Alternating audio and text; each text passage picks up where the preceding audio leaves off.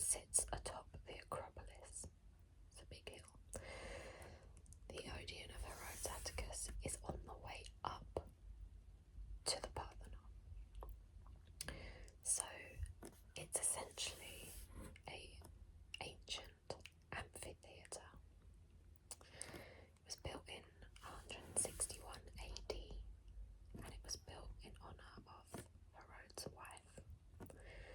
But what's interesting, so you can walk down into it, you can be right at the bottom, and I believe because of the acoustics are so good, if you stand in the centre of the stage, people right up at the top can hear you as crystal clear as if you were sat front row. So it's got really amazing acoustics, and that is why to this day people still perform there. I can only think of one, and she is Greek. It's a woman called Nana Mouskouri, and I only remember her because when I was younger I had glasses that looked a lot like her, and with the hair, and I just looked a lot like her. And I know she's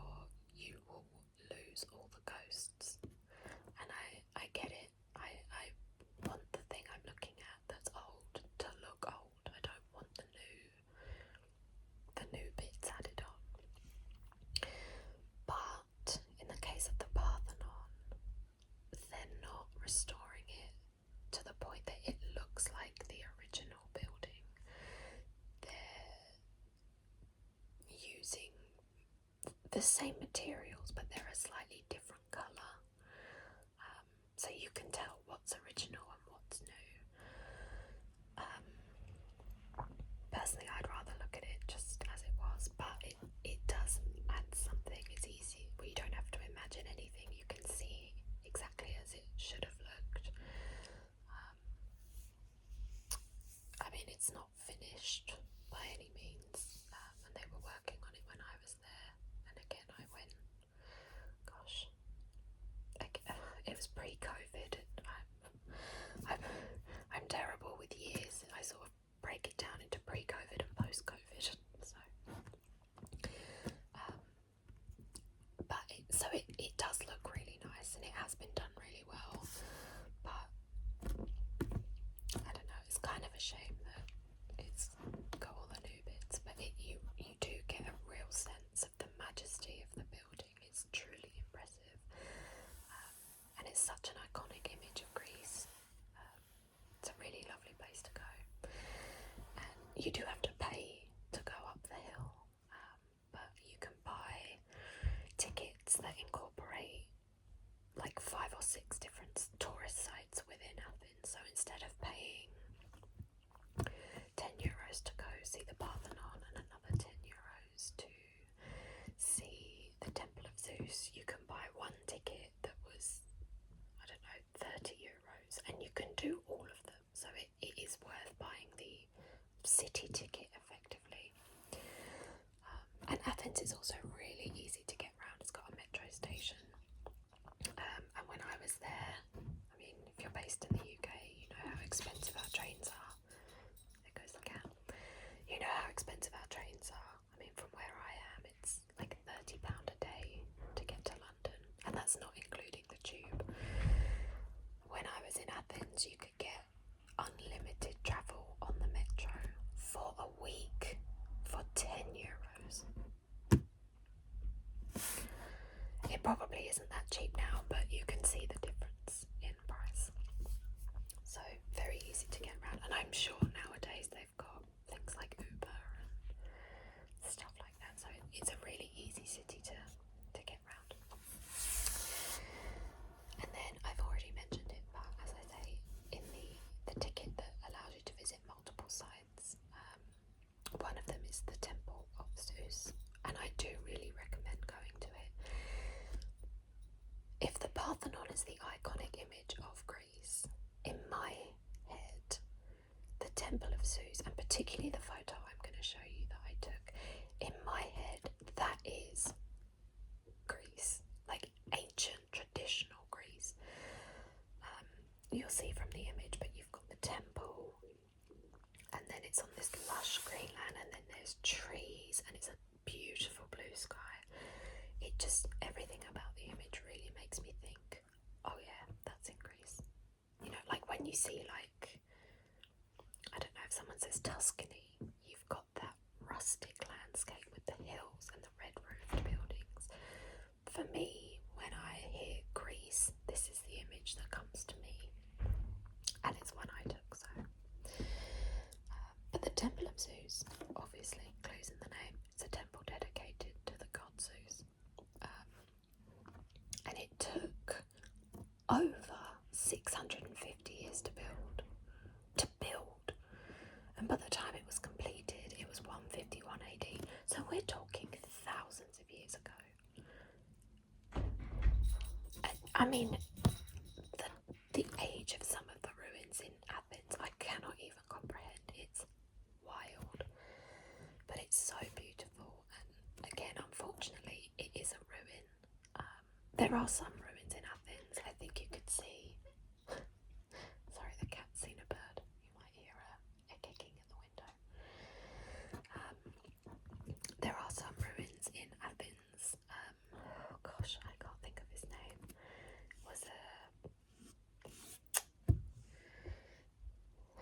someone? I'll find out the name and I'll insert it. But basically, it's the ruins of where they had taught people. But it is literally like a couple of bricks on the floor, and you think that one's kind of hard to imagine. That one, might be worth reinventing, not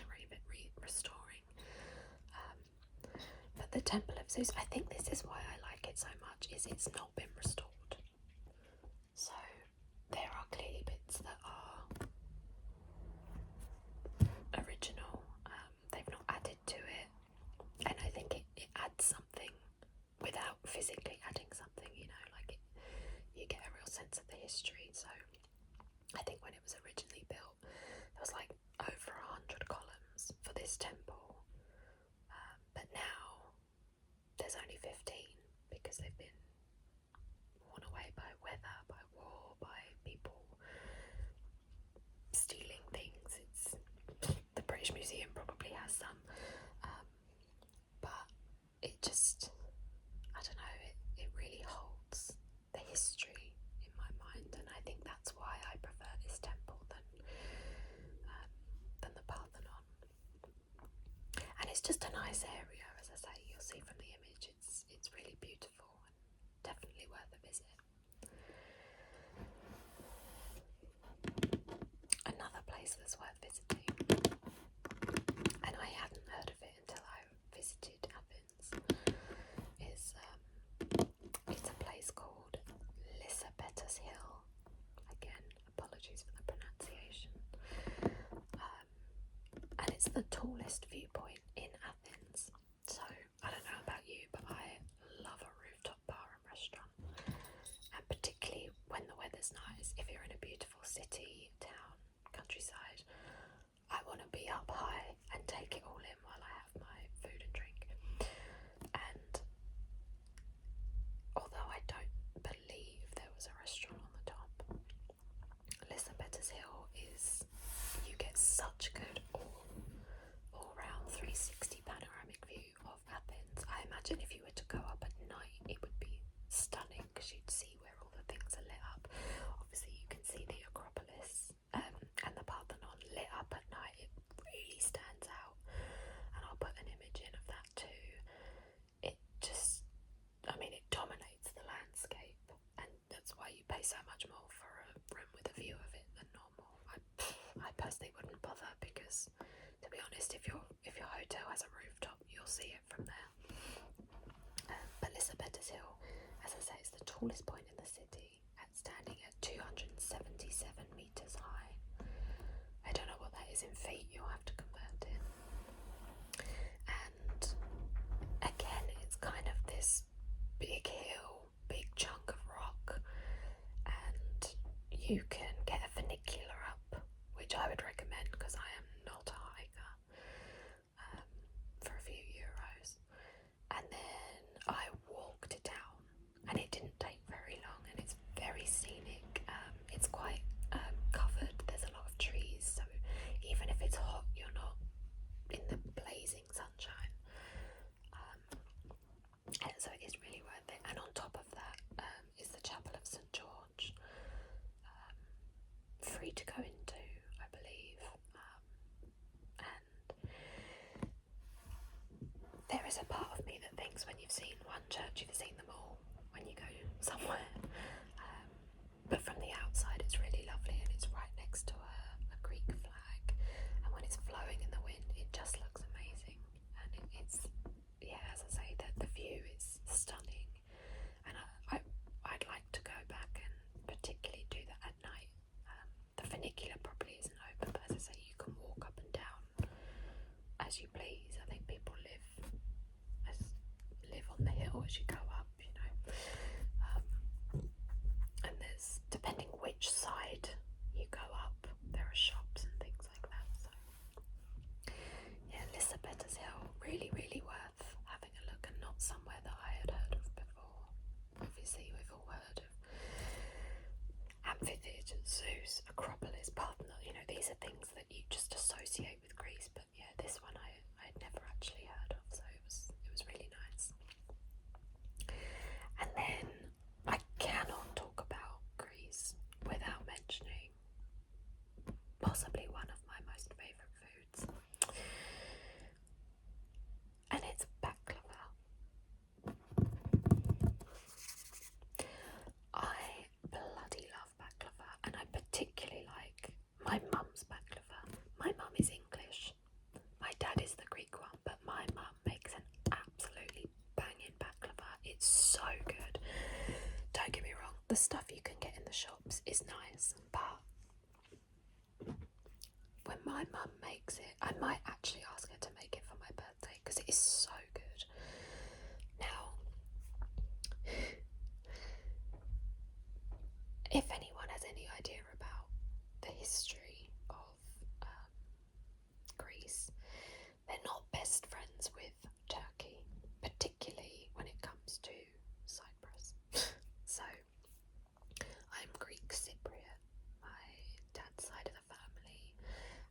mum was from Larnaca and his dad was from Famagusta. And I believe, I could be wrong, it might have changed, but I'm sure when I last looked, you can't get to parts of Famagusta. It's a no-go situation. If you've ever watched Dark Tourist on Netflix, he's kind of like a Kiwi version of Louis Theroux. I really liked it, and I'm kind of gutted that it didn't get a second series. I thought it was really good. But he goes to Cyprus and tries to swim across the border of where the Greek and the Turkish bit are, and a boat comes out and stops him. And I think if he hadn't have been lucky, he probably would have got arrested. So Cyprus, it's a bit tense. I mean, my dad's family, his parents are no longer here, but one of his aunts to this day is like, oh, we've got land on the Turkish side and blah blah blah. And I always joke with her that I'll marry a Turkish man, and she knows that it's not a problem, but there's still that look in her eye of like, really? Sadly, I've never been to Turkey. I'd love to go, and I'd love to take my dad, but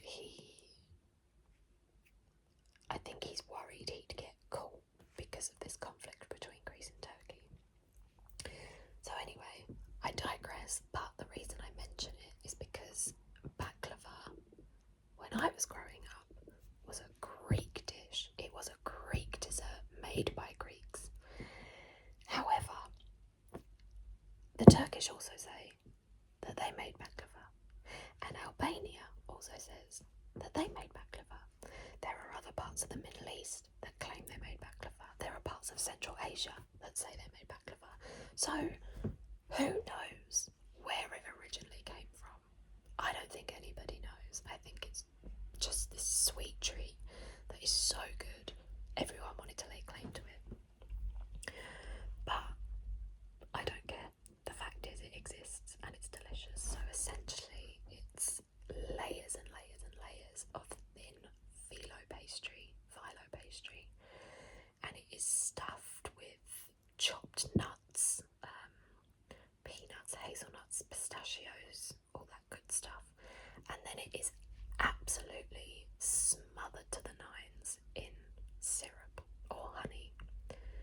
And when my mum makes it, you get a slice and it is dripping with syrup. It is so good. It's so bad for you. There is nothing healthy about it, but I do not care. It's so tasty, and I urge you, as I say, the stuff you get from the shops is nice, but if you can, go to a restaurant that does baklava. You won't regret it. It's honestly one of my most favourite things I've ever eaten. Second only to Cinnabons, which you sadly can't get in the UK anymore, and I'm devastated. But yeah, baklava is absolutely top tier. And if you are going to Greece, Turkey, Albania, Middle East, wherever it is, if there is baklava on the menu, I urge you to buy some. If you don't like it, I'll eat my shoe. But honestly, it's so good and it's really lovely.